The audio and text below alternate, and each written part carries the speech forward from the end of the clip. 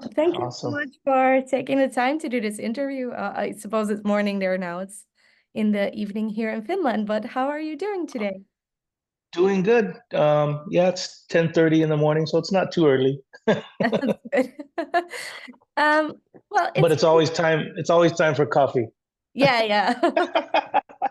Well, I guess a good day starts with a good cup of coffee, so I'm supposing That's right. today will be a good day for you. It's been about 6 years, I guess, since the last P.O.D release, so time actually really flies. But how come that it took you relatively long this time to start writing a new album? Um, I wouldn't say it took, well, we've been sitting on this record for about excuse me, a year and a half now, mix and master. Sorry, my cat. Go. Um, I think I want to say just maybe COVID and everything just kind of pushed all the timelines down for all the album releases and whatnot. But we've had this out for quite some time. It did take us a minute when starting the writing process because it was right when COVID just started, and then we kind of knew okay everybody's going to be locked down for a little bit, and so a lot of bands started writing. But for us, it was kind of that was our downtime, because we tour all the time. So when the whole world kind of shut down and said you have to stay home inside the house with your families, that was like a blessing for us, you know what I mean? Not that COVID was a blessing, but just to be able to be off tour and to be home. And so it kind of took a while to get the process up and going, because we're one of those bands that are used to sitting in front of each other in a practice room and writing together, but we weren't allowed to do that. So I remember even our first, we would go back and forth to LA, Marcos, my guitar player, and we would just kind of put down ideas. But I remember going up there, and even with our producers, it was like we all had to wear masks. And so it was still in that time. And so it Mm. was still kind of strange, it was still kind of weird. It didn't feel free, but we knew that we had to at least start the process. So we just started yeah, putting down guitar riffs and maybe vocal ideas, and we just kind of built a little as we went. Up until what time were you like writing this album? Like when was it officially like done? Was it also during the pandemic or? No, I would say close to the end of 2020, we started to make trips, and it was just like we're only about 2.5 hours away from Los Angeles. So Marcos and I would go up, and then we'd hang out for the day and just kind of goof around, and then drive back home. And so that started up in 2020, and then throughout 21, same thing, just like a little bit at a time. But then once things started to open up again, our label was like, "What's the deal? Where's the record?" And we're like, "Well, we're not done yet." So then we locked down and said we have to get this done. And then so I would say maybe in 22, um, yeah, we finished it, and then we were on tour with um at the end of 22 with Corn, and then we went on a different tour with Ginger, and so we were all just mixing and mastering around that time. So we've been done for Hmm. I'd say like 15, 16 months, like all finished. Yeah, Yeah. that's a really long time to be sitting on a record. Yeah. Well, so So how that's why the excitement is like it's hard enough like when you finish and you're like, oh, your record's gonna we'll release it in 4 months, and that's always like 4 months. Now it's like a year and a half. But I guess what's made it little bit more easy is that we've released four different songs. yeah. So normally you release one song and then your album comes out. So this way, I don't know, it was new for us, and we actually kind of like it because people get to hear four different songs, and then it's like, oh, okay, now I'm really excited for what else is on the record. How did you decide what the four singles were going to be, or is that something that the label in the end decided?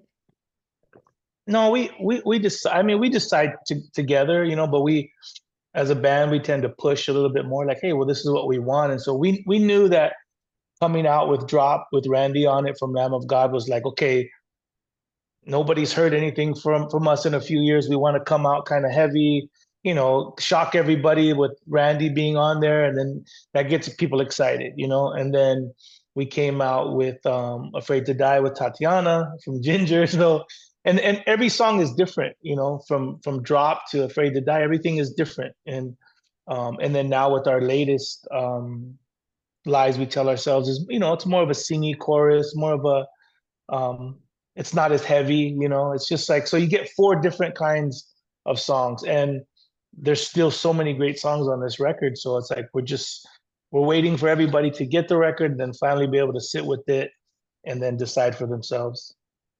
Yeah, it's a very diverse record in a way as well. And I think in a press release you also mentioned that it's a bit of a throwback, and I guess especially with the opener Drop, that felt like, you know, something what you would have maybe done in the past or something. Like it felt very Yeah, nostalgic in a way to listen to.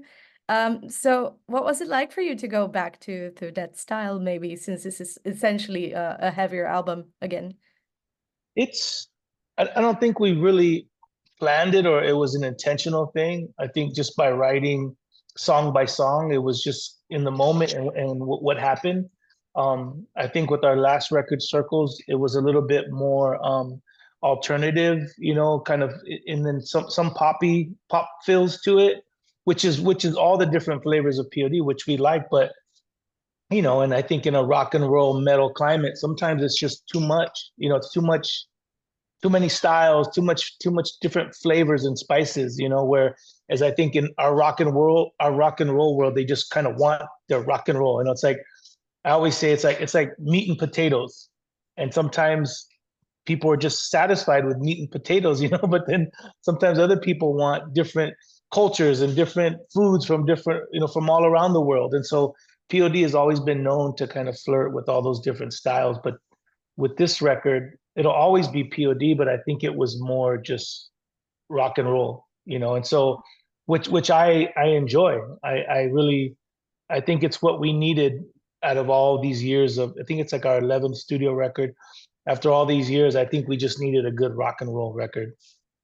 Yeah, I think it's interesting because all these records that have come out of the pandemic from bands that have been working quite a while are sort of going back to their roots. So I don't know if there's I anything to that, but do you don't know.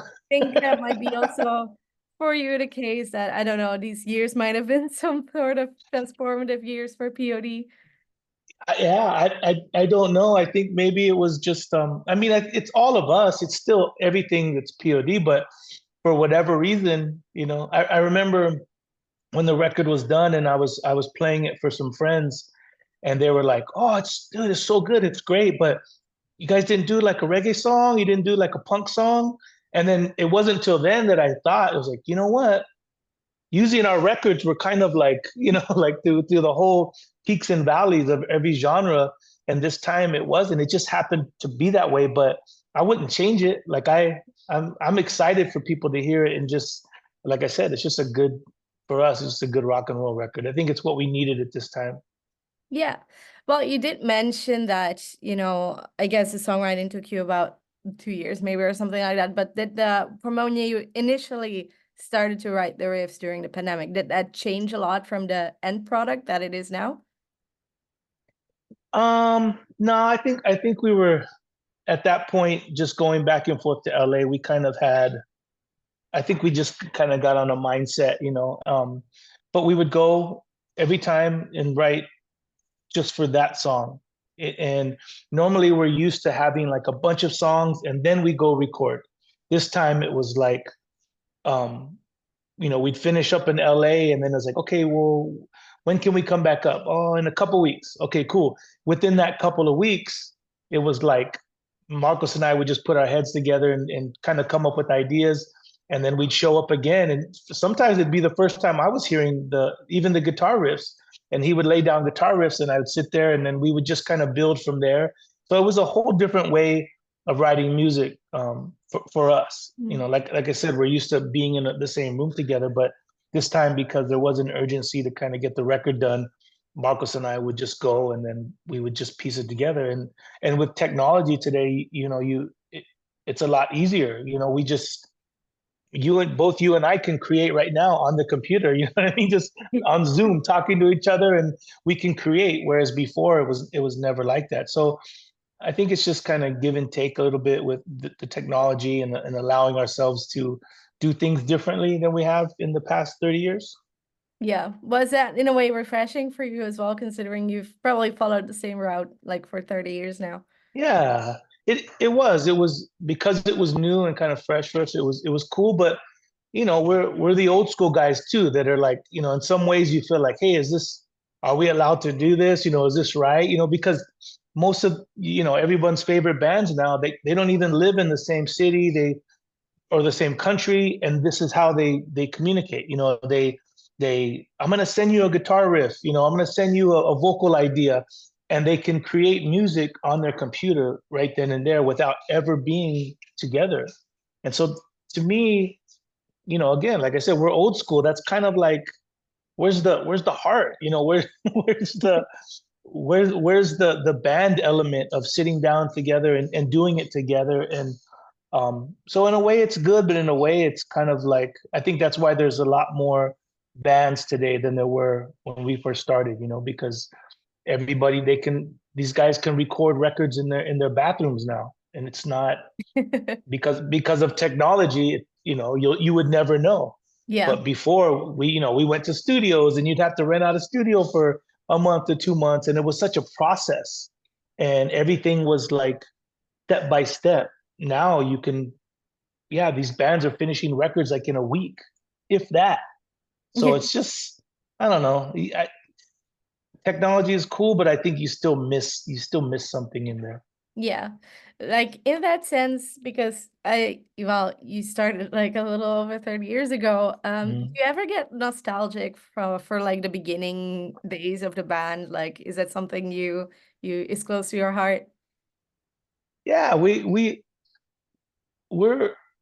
yeah, we'll never take that for granted. The guys, we've come a long way, from just the beginning and everything we've done, and we've had to work for it ever since the beginning. We've always had to. Even now, 32 years later, I still feel like we're always proving ourselves, or we have to, you know, it's kind of like I have this invisible chip on my shoulder. Like I'm always, even though people say, "Well, no, that's P.O.D." It's like we still have to come and improve every time when we play live, every record, every song we put out. We're always having to prove that, we're one of the pioneers in this game. But because of technology and because of how fast bands can write now, it's different. And some bands have longevity, and they come from the same era that we did, but they don't even write new music anymore, and they can still tour the world and play sold out arenas and not have new music. And that's, for us, that's never been kind of the option. It's like we've always enjoyed making music. We've always, I don't know, like I said, maybe we're always trying to prove ourselves. So, we don't ever go into the studio trying to write the same record over and over again. It's always us right in this moment. Yeah. Why do you feel like after 30 years of doing this, why do you still feel like you have to prove yourselves? I don't know what it is. I mean, this is, for so we've always had different stereotypes about our band, and 32 years ago it wasn't common to hear like rap and punk rock, and you know what I mean, or reggae with metal. It wasn't common. Nowadays, it's a little bit more, everybody flirts around with different ideas, but back then, being in the metal world, it was always kind of like a no-no. You know what I mean? You don't mix all these different worlds and cultures together. And then the fact that we are from San Diego, we are from the neighborhood, we are a band that is eclectic and culturally mixed, is a whole nother thing. And then the fact that we have a faith background, if I was doing reggae music or hip hop or rap, nobody would say, "Hey, what's your faith?" But because we're in metal or rock and roll, sex, drugs, and rock and roll, we come out and people are like, "Wait a minute, does that really fit into our world?" And so we've always kind of had to battle that for 32 years. And the fact that P.O.D. is been able to do what we've done and sell as many records, it's not as it's not as cutthroat anymore. There's a lot of bands now that have the same faith that are coming out and they're actually being received and looked at as, oh, that's a great band, not that that's a great Christian band. You know what I mean? So we've had to break down those walls and again, I wouldn't do it any other way. It's just what I think it's part of what we've done in our career. Do you feel like that is at least improving these days a little bit more, or is that getting sort of worse again as we go? I don't know, because it's not like we were ever embraced by like whatever world that is. It's not like we came out and said we're Christian music, we're Yeah. Christian. It's like we always kind of shied away from that, even though we never denied what we believed in, but it was never popular. It was never popular to say, "Hey, I'm in a Christian metal band" or "I'm in a Christian rock band." That's like a no-no. And so we've always known that. So we stayed away from that because we come from a era of like hardcore and punk rock where you were about something. It didn't matter whether it was a different faith, whether it was, oh, I'm straight edge, or I'm vegan, whatever, whatever. I'm Krishna, I'm Buddhist, whatever. Nobody frowned upon it because it was like, no, that I love that band. Because I might not believe that way, but I love that band because they're so in your face about it and they believe what they believe, right? I think when we got into the metal world, it was like, oh, they want to keep their metal and rock and roll. I don't know, they want to keep it Hollywood, I guess. And so when we come out and say, hey, this is what we believe, it's kind of like, oh, and they want to put you in a category. And so, but again, because we sold so many records, I think it broke down a lot of those stereotypes and said, oh, now then it became about business, right? Like, oh, okay, well, if these guys could sell records, then maybe there's other bands. And so you start to see other bands of the same faith that maybe didn't have to break down the same walls that P.O.D did because it wasn't about their faith or their message anymore. It was like, well, there's a market for it. And Mhm. so that could be a good thing or a bad thing. I don't know. Do you feel like you played sort of a role into, these other bands coming about and be accepted, by their faith as well? 100%. And I think that's a beautiful thing, because I know what we had to go through since we were teenagers. It's like we were just always open about our faith, and it wasn't like I said before, it wasn't like the Christian world said, "Oh, let's embrace these guys like our own." If anything, they were saying, "Oh, that's not like that music's too heavy," or they have tattoos, they can't be Christians, And so we've had to battle that world, but then also we were too Christian for the rock and metal world because we came out and said, "Hey, this is what we believe in." It was kind of like, wait a minute, we have a space for that, and that space is not here. So we've always had to battle that. But if we had any hand in kind of breaking down those walls, then I'll accept that. I think that's a beautiful thing because bands should be looked at as, no, that's a great band. That's not, oh, that's a great Christian band or that's a great Catholic band. It should just Mm. be, that's a great band. That's it. Yeah. Yeah, it should be about the music after all. Yeah. Yeah, going back to the album, what I actually really liked is that the intro and the outro are sort of similar. So if you put the album on repeat, it flows really Hmm. nicely. Was that something Nice. that you did intentionally, like with the voiceover in Spanish? I mean, it was more like an intro, outro. But if you, I mean, obviously no one's heard it yet, you know what I mean? But I was just doing an interview and they were asking me about it and what did she say? And they were kind of, and I wasn't trying to give it away, but obviously it's just an intro. It's kind of like a welcoming, hey, let's, welcome here. This is a cool, safe place. It's beautiful music. This is what we've done. We've made this music for you.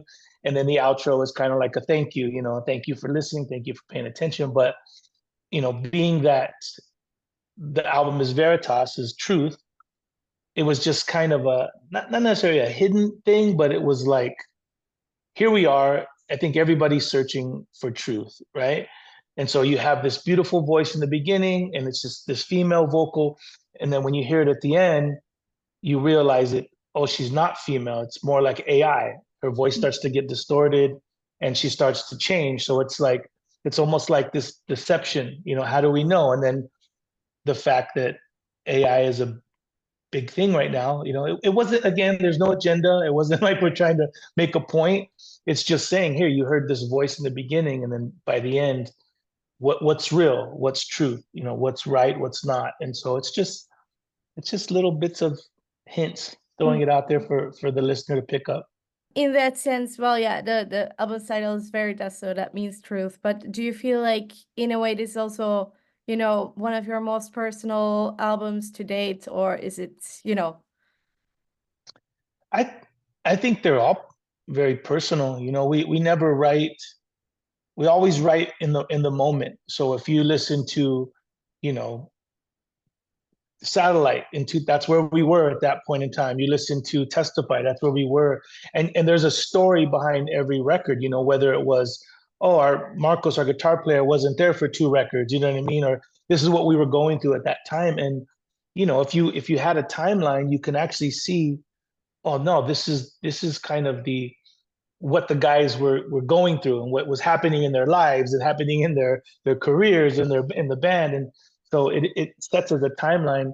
I'm not the kind of guy who like sits and writes in a journal or and try and keeps all my thoughts, but there are a lot of lyricists who do that, and there are a lot of bands that do that. And so I think when it's time to write, they kind of just marry the two, where I've never done that. We just write the music first, and then I don't know, I just kind of dive into the music, and then I just allow the music to take me where it's supposed to take me, and then I write for that song. And it's always in the moment. I mean, of course I have ideas, but they all just kind of sit around Yeah. floating in my head until it's time to actually write and record.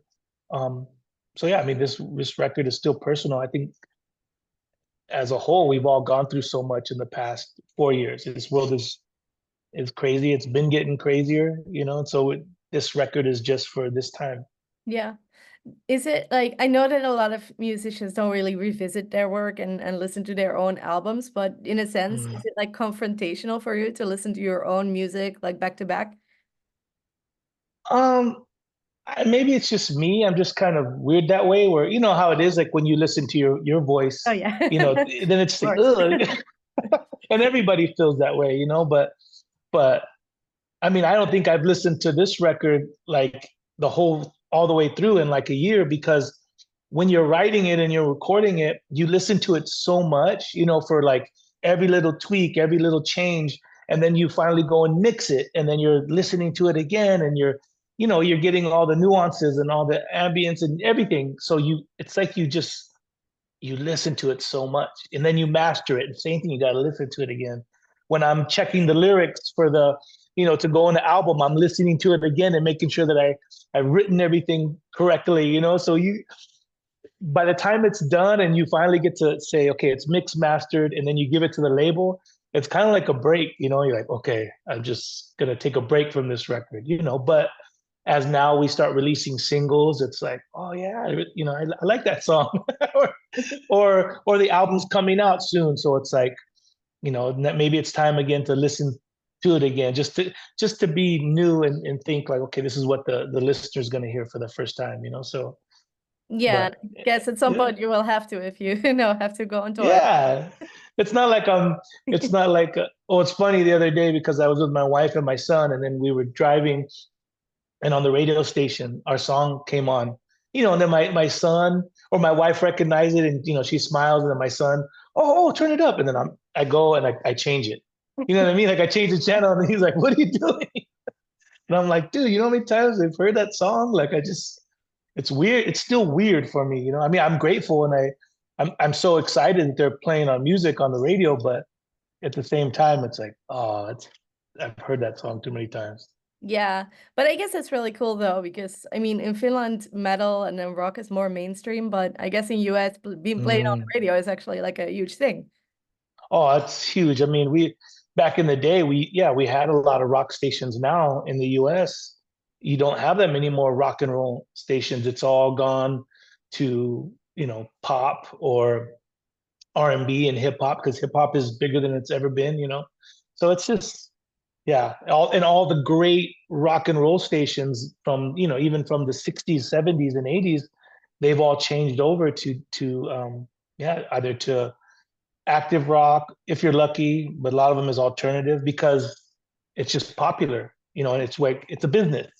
And Yeah. so if metal or rock and roll is not popular in that city, they're going to change their format because of advertisements and because, yeah, more listeners. Mhm.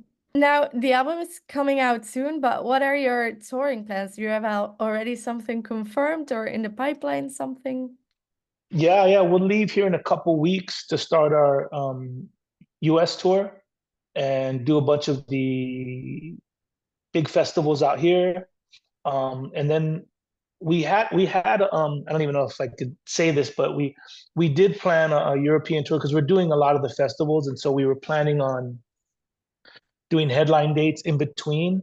But because everybody's trying to do that, we might have been a little bit too late in the game. So it's hard to go over there and then like play the festivals on the weekends and then sit around and then wait. And economically, it doesn't work. So we're still trying to figure out, and we want to do it right. We don't want to go to. I mean, it's a treat for us to go to Europe. So we don't want to go and just kind of wing it. So I think we'll fly out there and do most of like the big festivals and then come back and plan to do it right, maybe at the end of the year, if not the end of the year, the beginning of next year. Um, but then I know as soon as we come back from Europe, we'll be starting another US run. South America wants to do a run. So with the new record just comes at least 2 years of touring, solid. Busy times. Well, I hope you're ready for Yeah, it. And yeah, hopefully yeah, I will catch you somewhere on the road as well. Well, anyway, I think yeah. that's it for my questions. Do you have any last thoughts you want to share with your fans? No, just grateful. I mean, I hope that Europe is not bummed, when that we're not there sooner than later. But it's just the way it's just the way it goes economically. We if it was up to us, we'd be there 2, 3 times a year. But it's just different, and I think COVID has really has made touring a little bit more difficult. Not, I Mm. mean, it's difficult in the States, let alone overseas. So we'll figure it all out. And like I said, with the new record, I know we'll be there soon enough. So again, hopefully sooner than later.